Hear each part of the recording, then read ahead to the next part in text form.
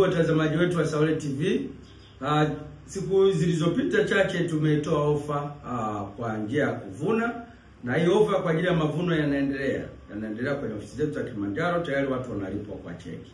Lakini ukiachana na hiyo, bado tunatoa nafasi, tuna siku kama 7 hizi kwa ajili ya ofa ya watu wanaoshika ofa. Kama unaona hujajipanga, kabla ya tarehe 30 unaruhusiwa kulipa kuanzia 25 to 50% ili tuweze kureserve offer, kwa sababu kuanzia Januari na kuendelea nafikiri tutakuwa na hii offer tena, kwa sababu hii offer tumekuwa nayo kwa muda mrefu, kwa hiyo hatutaweza kurudia tena. Sasa jambo ambalo ningeweza kuwasaidia wale wadau wangu ambao wako nje ya nchi, ambao pengine msimu wa sikukuu unapata changamoto ya kutuma pesa, basi unaweza ukalipia 25 to 50% ukareserve offer kabla ya tarehe 30, kwa sababu baada ya tarehe 30 offer haitakuwepo tena na tutakuwa na bei mpya, mwaka mpya na mambo mapya. Kuna wengine wanaulizia sisi ambao tuko mbali na ofisi tunawezaje kufanya kazi. Ufanyaji kazi na Saole sio lazima ufike kwenye ofisi zetu. Popote ulipo, cha kwanza ukishachagua aina kifurushi ambacho unataka kuwekeza, basi tutakutumia mkataba wetu, utaupitia mkataba. Kama utakuwa hujauelewa tutakuelewesha kuhusu mkataba, alafu baada ya hapo tutakutumia namba ya kufanya malipo. Utafanya malipo kwa njia yoyote.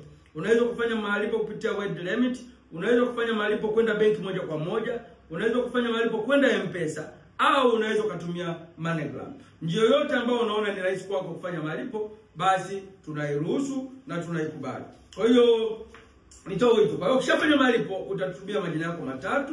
Baada ya kutumia majina yako matatu, sisi tutakutumia risiti na mkataba ambao utakuwa umesainiwa.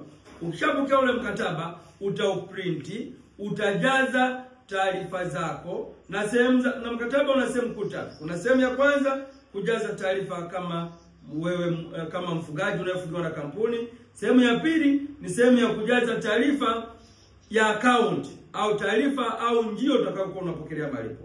Kama utakuwa unapokea malipo kwa njia labda ya MoneyGram, utatutumia passport yako. Kama unapokea malipo kwa njia ya benki, utatuambia. Kama unatumia wide limit, utatuambia, utajaza pale kwenye mkataba wako.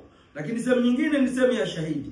Shahidi anaweza kawa mtu yoyote unayemwamini, anaweza kawa baba, mama, mke, mtoto au mwanasheria wako. Lakini ushahidi awe ni mtu ambaye kesho likitokea la kutokea, yeye anaweza kuhakikisha gawio lako linaenda sehemu salama. Zaidi ya yote, umeona hapo watu wenzenu tayari wanaendelea kunufaika, na wewe sasa ambayo umekuwa ukitufuatilia muda wote, ni wakati wako sasa wa kufunga mwaka 2025 kwa ushindi na kuanza mwaka 2026 kwa ushindi. Nawatakia heri ya mwaka mpya na Christmas njema. Asanteni sana.